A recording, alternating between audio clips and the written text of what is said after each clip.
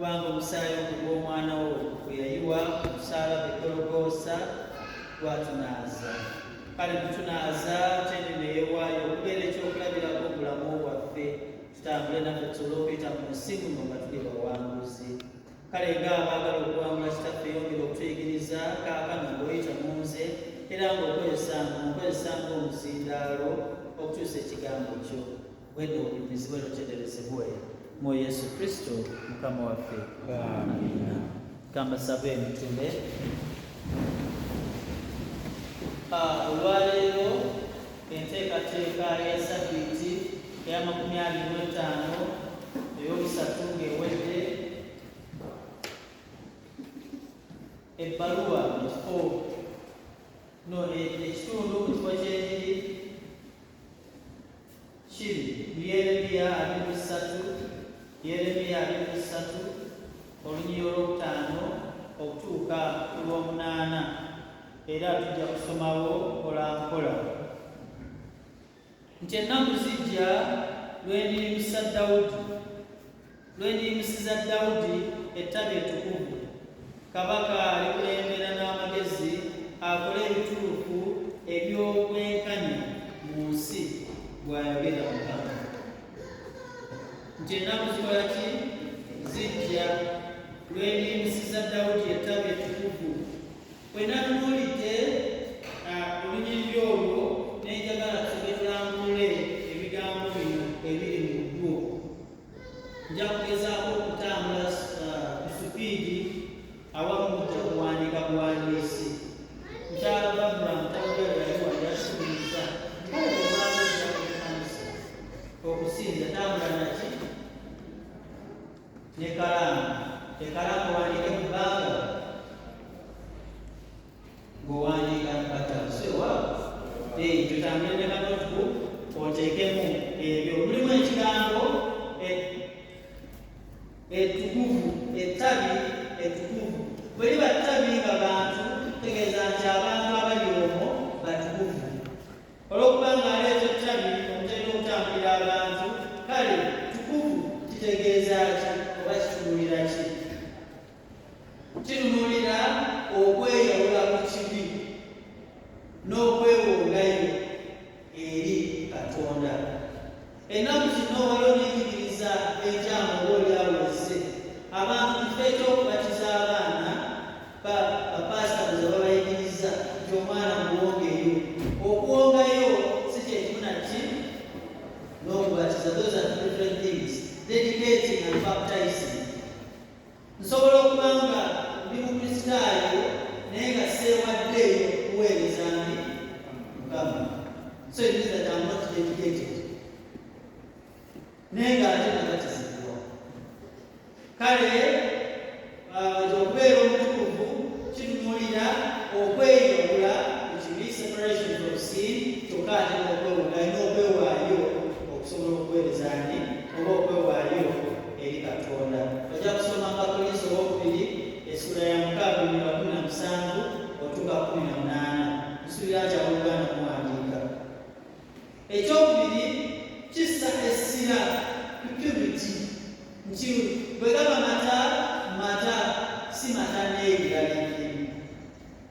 Waliwo okoba, waliwo obulaita pure koba, so ekiri. So bw'aba pure koba tegeeza nti bagyemu buli bonna bonna obutali ki ne basigaza koba yekka. Ngezaako kunyumira ekigambo pure, ekintu ekituukidde nga kyekyo kyennyini, nti bw'oba mukristaayo toba mukristaayo aliko ebbeekeera oba nti n'oli eno n'obeera newa wabwera obeera mukristaayo, oli mukristaayo ddala. Consecration ye muntu ayawuddwa. So wekiba nga tunulira omutuukirivu ye muntu ayawuddwa olw'okuweereza okwo, kyokka ate alongooseddwa n'omusaayi gwani gwa Yesu. Sanctified. Yesu yekka yalongoosa. Katonda alina ebigambo byatusuubiza mu Ezekyeri 36 olunyiri olwabimenye okugenda nti bwe bajja mu nsi mawanga yonna gye baali mulidde ne bakuŋŋaanya ne bakomyawo ndibamansika g'amazzi amalungi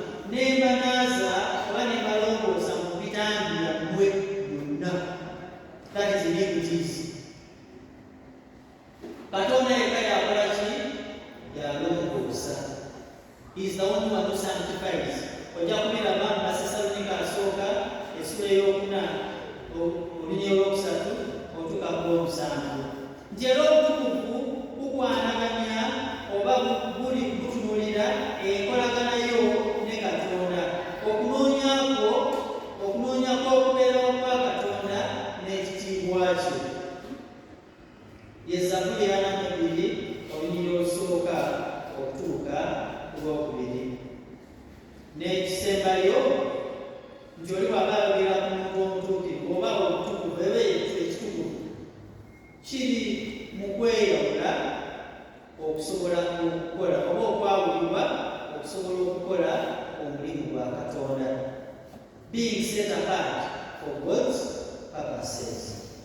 Kale abooluganda n'olw'ensonga eyo obutukuvu buli mu kubeerawo, being mu kubeerawo. So bw'obanga oli mulamu lw'osobola okwogera ku ki obutukuvu, that you are being, you are living.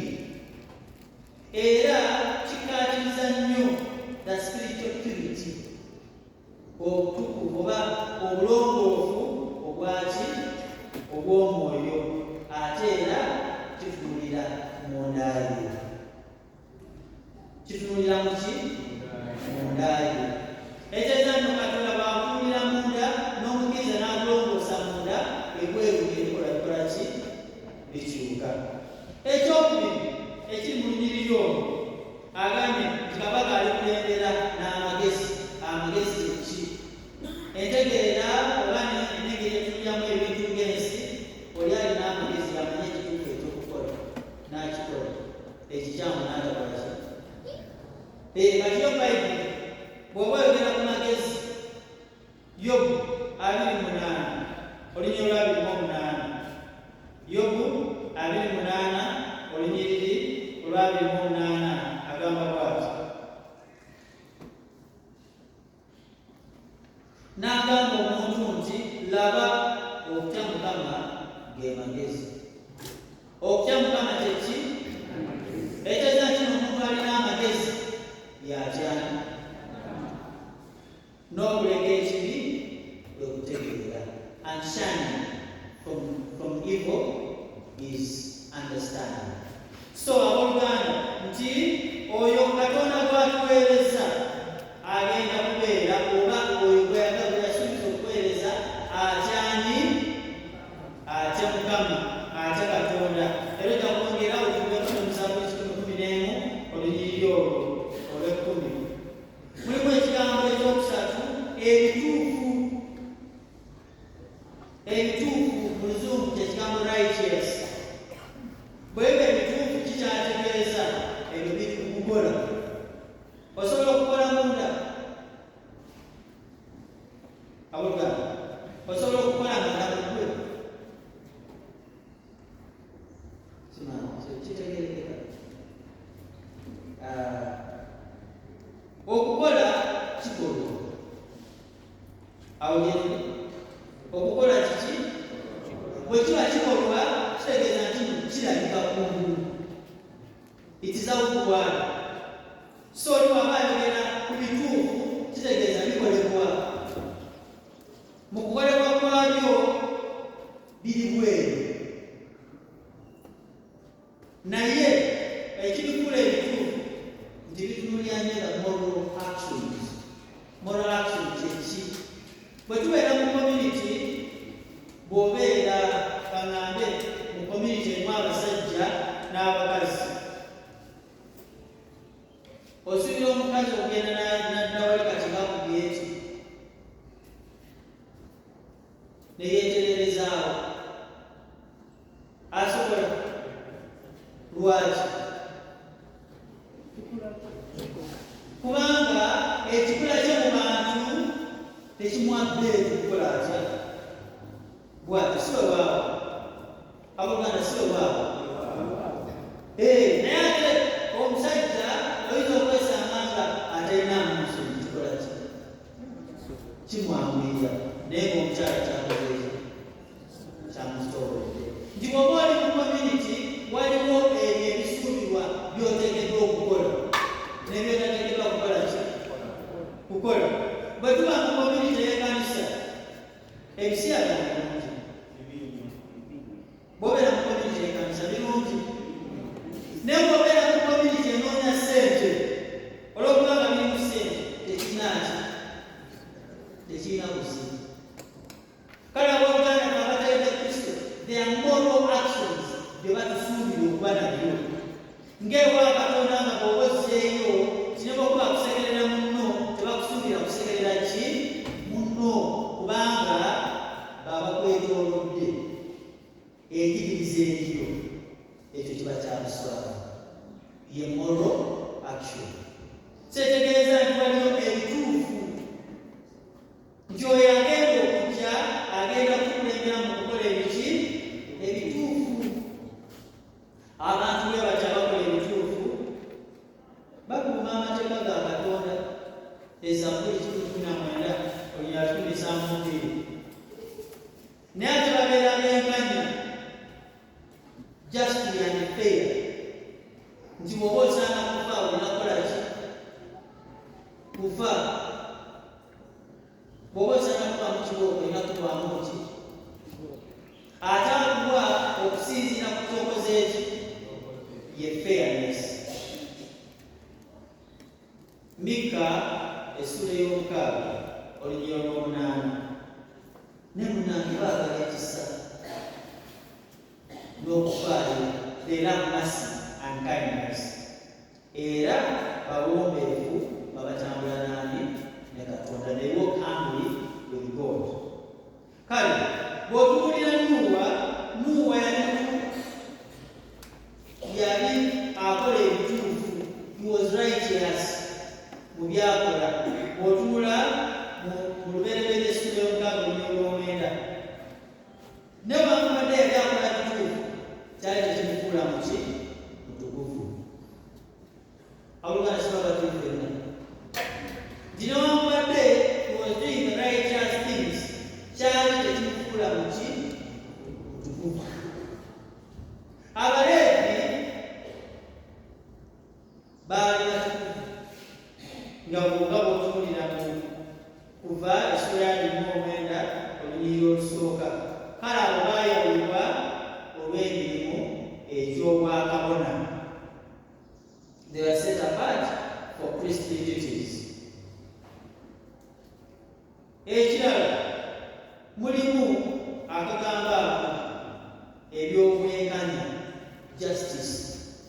Oli bw'ayogera ku bwenkanya atunulira ebyambuli bisatu. Fair muganda kozi nalina kyogedenca omuntu akuwa kyotegedde okukola ki okufuna olw'ekyo kyobeera okoze ki kyobeera okoze. Kyokka ate mulimu n'enyigiti kyenkanyi nti mu kanisa omusajja n'omukazi bonna bayisibwa mu ngeri ki, omwana omuto n'omuntu omukulu bayisibwa mu ngeri ki, abalina ennyingi n'abalina entono bayisibwa mu ngeri ki. Sino batuufu fena Buganda nti Kristo fena atunulira mu ngeri eyo, n'ekisembayo judgment, nti basala n'omusango. Abatunulira ebyobwenkanya n'okusala omusango bakola ki? Basala. Kale emirimu emirungi oba ebikolwa ebirungi kitundutundu kwebyo ebiraga ebituufu ebiteekeddwa okukolebwa. That good works are specific actions that demonstrate righteousness. Nti bw'okola ebirungi by'oteekeddwa okukola olaga bulazi nti okola ebiki ebituufu, naye tekikufuula mu ki mutukuvu. Abooluganda si babatuufu fenna. Oluyimba 2:88 ekitundu ekyokusatu. Oluyimba 2:88 ekitundu ekyokusatu kozi bigera bitya nti olw'ebikolwa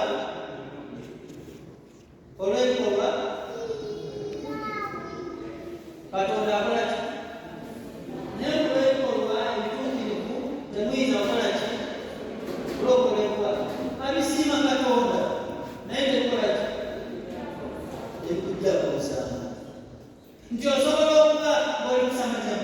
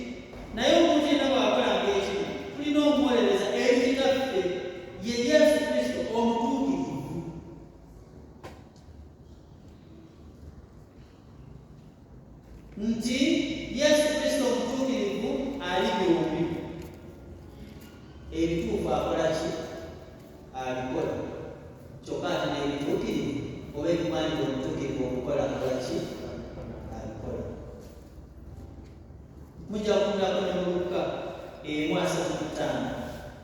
Kale abooluganda, nga tukola byonna bye tukola, tumanye nti ffe okukola ebirungi ng'olina Kristo kikukakatako.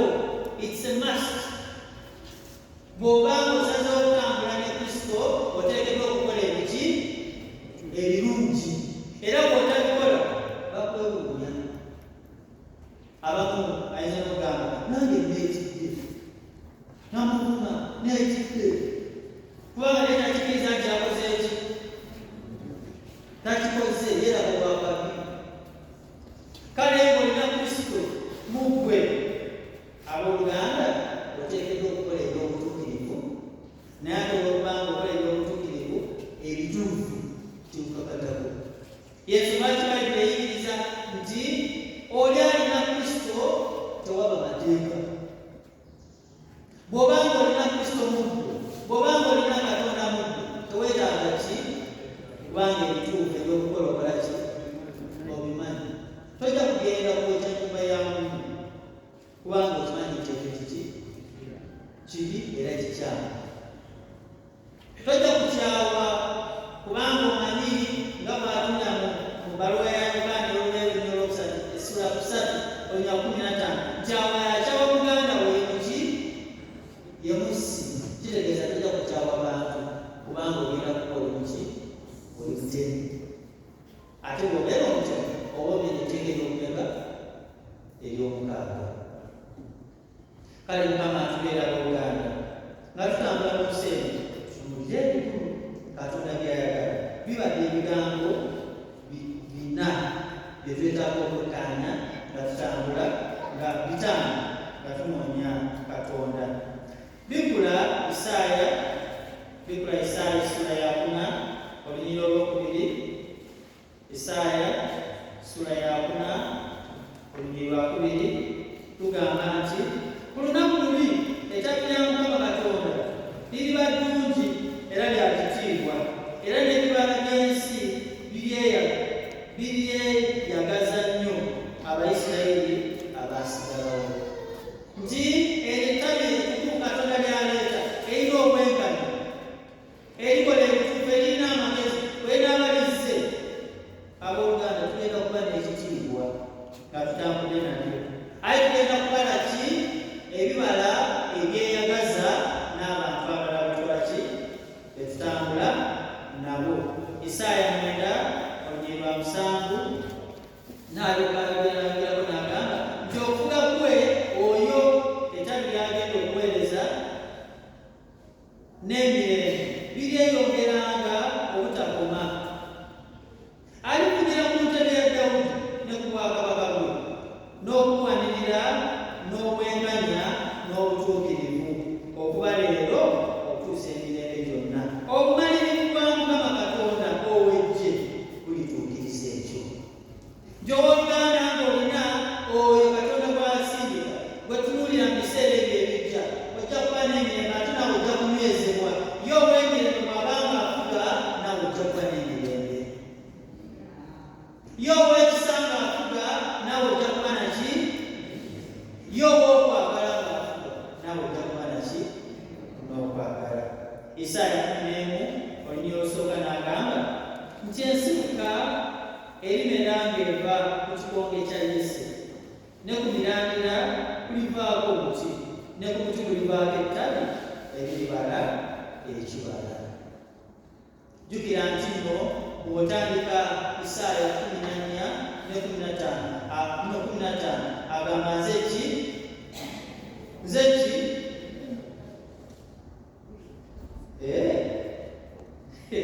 Nze muzabbibu. Kale era omuzabbibu kwe kugenda kuba ki? Amatabi agaki? Ag'enjawulo.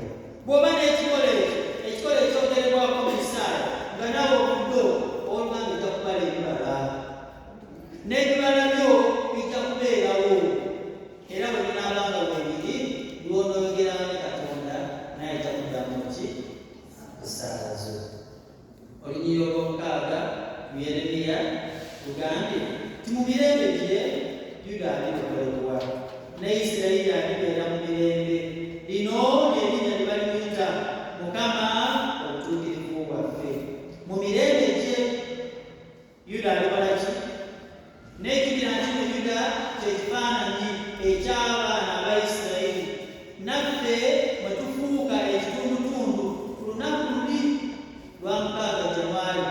nga Yesu Kristo ayolesebwa obanga yandibwa eri abamawanga ababaali batamanyani abaali batamanyi Katonda.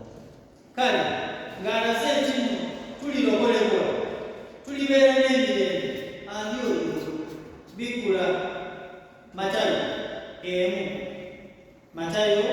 1 olunyiriri okutuuka ku 23. Matayo essula esooka olunyiriri 23 wagamba nti era alizaala omwana wabulenzi olimutuuma erinnya Yesu, amakulu nti omulokozi, kubanga yalirokola abantu bonna mu bibi byabwe. Bino byonna byabaawo sobole okutuukirira ekyayogerwa Mukama ng'ayita mu nnabbi we ng'agamba nti laba omuwala atamanyi musajja aliko olubuto alizaala omwana wabulenzi era aliyitibwa Immanueli. Amakulu gaaliwo nti Katonda akola ki? Ali naffe. Kale abooluganda, ettabi eryo lyayogerako ettabi erigenda okulembera obwakabaka emirembe n'emirembe, ettabi ery'emirembe eri Yesu Kristo. Etegeeza nti no Kristo bw'afuga ensi naawe n'akufuga ojja kuba naki? Ate ojja kulokolebwa. Nti eby'ensi bino byonna nga biseera bikusomooza ojja kuyitawo bayitakaweweeyo kubanga omunene mulyatuma akola ki? Mwali. Mujja kwesomera Bakolinso asooka essula esooka olunyiriri olwa 30. Mwebigule nange Abaluumi essula ya 3, Abaluumi essula ya 3 olunyiriri olwa 21 n'olwa 22 zigamba bwe ziti. Kale kaakano tutegeere ng'obutuukirivu bwa Katonda tebutuweebwa lwa kugondera mateeka. Ekyo kikakasibwa amateeka ne bannabbi. Obutuukirivu bwa Katonda butuweebwa olw'okukkiriza Yesu Kristo. Katonda tasosola. Ffenna twayonoona era tetusaanira ekitiibwa kyani? Kya Katonda.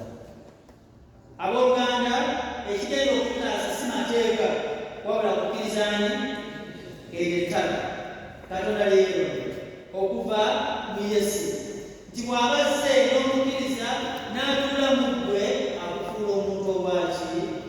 Ow'enjawulo. Nti bw'akyusa munda n'akufuula omutuukirivu ebweru okola ebituufu. Abooluganda tuli ffenna. Katonda bw'akufuula obutuukirivu munda ebweru okola ebiki? Ebituufu. Njagala twebuuzeemu. Bw'obanga olina boto y'amazzi oba boto gy'osobola okuteekamu amazzi n'olinda mukoka ate olubanga lugalubala mukoka tugale. Bw'olinda mukoka n'ogenda boto enokiteekamu amazzi agankoko kiki ekivuma bw'onooyiwa boto? Boto bw'omala okuyiwamu amazzi gali gewalumbye agadugala amakyafu bw'onooyiwa kiki ekinaavanga? Abantu boogenda okuva bajja kwogera batya? Omusajja atusse tabaagaliza kubeera batya? Etegeeza obooluganda, Katonda bw'abanga akukyusizza munda n'obeera ng'oli muyonjo munda ebinaakuvaamu naye ojja kubeera biki? Olwo erinnya lya Mukama lyebazibwa.